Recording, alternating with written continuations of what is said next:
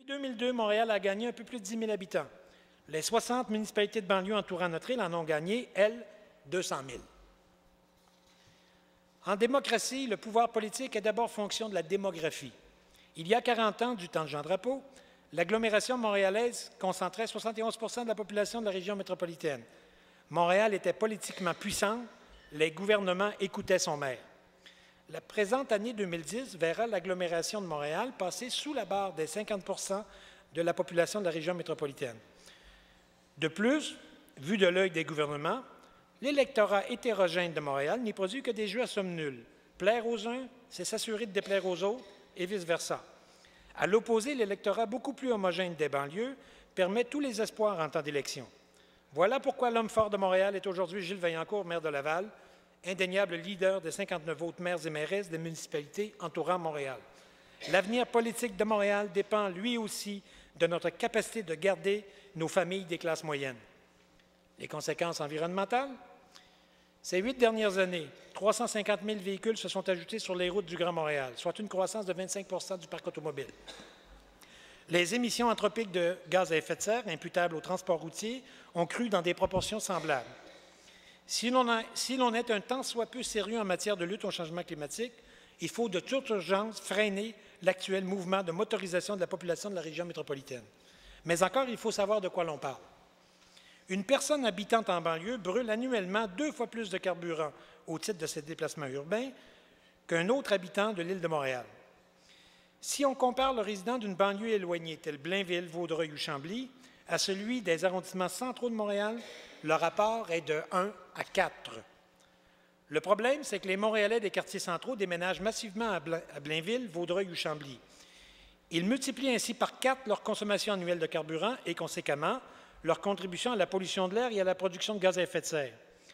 À cela s'ajoute la destruction des meilleurs sols agricoles du Québec et des derniers grands boisés de la plaine du Saint-Laurent, qui sont remplacés par la laideur indicible de l'aménagement urbain façon American Way of Life. À nouveau, une conclusion s'impose. Pour réduire notre production de gaz à effet de serre, tout en relevant nos autres grands défis environnementaux, il faut convaincre les Montréalais de rester à Montréal. Nous souhaitons tous que les familles soient nombreuses à Montréal et qu'on y croise en toutes circonstances et en tout lieu un grand nombre d'enfants. Une ville sans enfants est-elle encore une ville? Mais au-delà de cette considération de nature philosophique, les brèves explications qui viennent d'être présentées suffisent à démontrer que freiner l'exode massif des jeunes familles vers la banlieue doit bel et bien être notre première priorité. L'avenir social, économique, financier, politique et environnemental de Montréal en dépend. Je passerai maintenant à 6 propositions pour un budget qui répondrait vraiment à ces priorités. Une première proposition, investir 150 à 200 millions de dollars pour construire 6 000 logements familiaux en 3 ans. Le motif le plus souvent invoqué pour expliquer l'exode des jeunes familles montréalaises vers la banlieue est que l'accès à la propriété est trop coûteux à Montréal. On ne pourra retenir nos familles que si l'on parvient à combler l'essentiel de cet écart de prix. Dans le cadre d'une stratégie sur 3 ans visant la construction de 6 000 logements familiaux, un fonds de 50 millions de dollars par année permettrait de verser aux familles des aides diverses, s'élevant en moyenne à 25 000 $ par logement. Ces sommes proviendraient de la relance même de l'activité de construction évoquée au paragraphe précédent. En fait, il s'agit de l'application du principe high grade à la situation de la construction résidentielle. Plus on construit à Montréal, plus la Ville dispose de revenus pour dynamiser la construction sur son territoire. Plus la Ville injecte de l'argent pour dynamiser la construction sur son territoire, plus il s'y construit de nouveaux logements.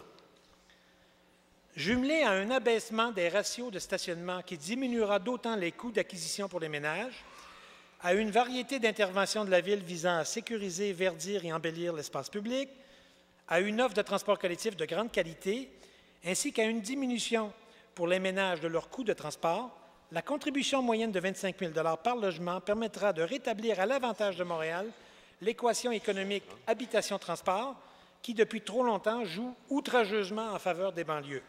En d'autres mots, les familles montréalaises pourront demeurer à Montréal. Seconde proposition, réduire le titre mensuel de transport de base, la CAM, à 60 $. Pour vraiment opérer un virage en faveur du transport collectif, il faut en réduire le prix tout en augmentant l'offre autant que la qualité du service. Côté prix, Projet Montréal avait promis la CAM à 60 $ durant la campagne. Était-ce une offre déraisonnable? Il faut savoir que chaque dollar du titre mensuel de base rapporte 6,2 millions de dollars à la STM. Par rapport aux 70 dollars chargés depuis le 1er janvier dernier, la CAM à 60 dollars obligerait par conséquent la Ville à augmenter de 62 millions de dollars sa contribution à la STM. Passons maintenant au budget d'investissement pour 3 propositions supplémentaires. La première, créer un fonds TOD de 1,5 milliard de dollars. TOD étant Transit Oriented Development, comme je le disais tantôt. Le budget d'investissement 2010-2012 donne à certains égards l'impression, d'une part, que l'on compte perpétuer le modèle de développement des 50 dernières années et, d'autre part, que les priorités des prochaines années sont les mêmes qu'au cours des 4 ou 8 précédentes. On n'y sent pas suffisamment l'urgence pour Montréal d'opérer un important virage. Le PTI prévoit investir 400 millions de dollars dans la protection des infrastructures routières et 406 millions dans leur développement pour un total de 806 millions. Le quart de la première somme et la moitié de la seconde, soit 300 millions, devraient être réorientés vers un fonds TOD. Personne ne met en doute l'importance d'investir dans la réhabilitation des infrastructures souterraines de Montréal. Les sommes prévues à cette fin au PTI totalisent 1,1 milliard de dollars. Est-il vraiment nécessaire de conserver ce rythme d'investissement au détriment des nouveaux enjeux auxquels Montréal est confronté? En réaffectant à peine plus de 10 de cette somme, le fonds TOD de la Ville serait alimenté de 125 millions supplémentaires. L'analyse approfondie des autres rubriques du PTI permettrait sans trop d'efforts d'allouer une dernière tranche de 75 millions au fonds TOD. Ainsi, en réaménageant le PTI présenté, celui-ci serait pourvu d'un total de 500 millions de dollars. Le pari sur l'avenir, qui constitue la marque de Projet Montréal, nous ferait doter le fonds TOD d'1 milliard de dollars supplémentaires. 500 millions en 2010, 300 millions en 2011, 200 millions en 2012. À court terme, cet argent serait emprunté sur les marchés, mettant à profit les faibles coûts d'intérêt. Les emprunts en cause seraient toutefois rapidement remboursés, soit par l'application dès l'an prochain de la taxe de stationnement à l'ensemble du territoire de la Ville de Montréal, ce qui générerait environ 135 millions de dollars de revenus annuels, soit par l'extension de cette taxe à l'ensemble du territoire de la région métropolitaine ou autres mesures financières visant les automobilistes à laquelle consentirait le gouvernement du Québec, ce qui pourrait rapporter jusqu'à 350 millions de dollars par année. Quatrième proposition, augmenter de 50 millions les investissements 2010 des arrondissements. La décision de réduire de 40 millions les budgets d'investissement des arrondissements en 2010 retardera la réalisation de projets essentiels au maintien et à l'amélioration de la qualité de vie à Montréal.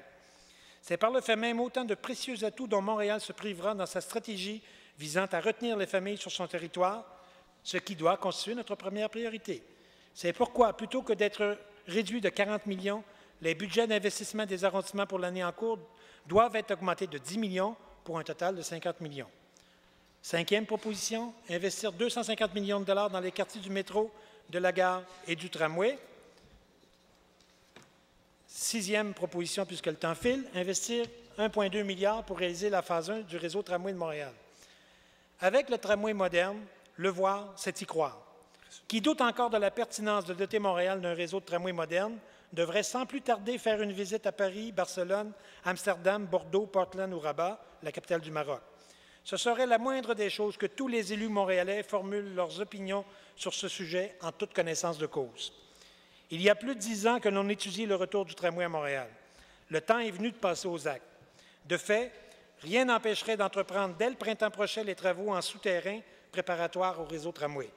Ainsi, les premières lignes de tramway modernes seraient inaugurées à l'automne 2012, comme Projet Montréal s'était engagé à le faire durant la récente campagne électorale. En conclusion, par les 6 propositions que je viens de faire, j'ai marqué ma solidarité avec les élus de ma formation politique. Mais par-delà cet objectif immédiat, j'espère vous avoir convaincu non seulement qu'une autre politique urbaine est possible pour Montréal, mais encore que l'actuelle période d'incertitude économique constitue un moment on ne peut plus indiqué de projeter Montréal dans le 21e siècle. Je comprends toutefois que les jeux sont faits pour cette année.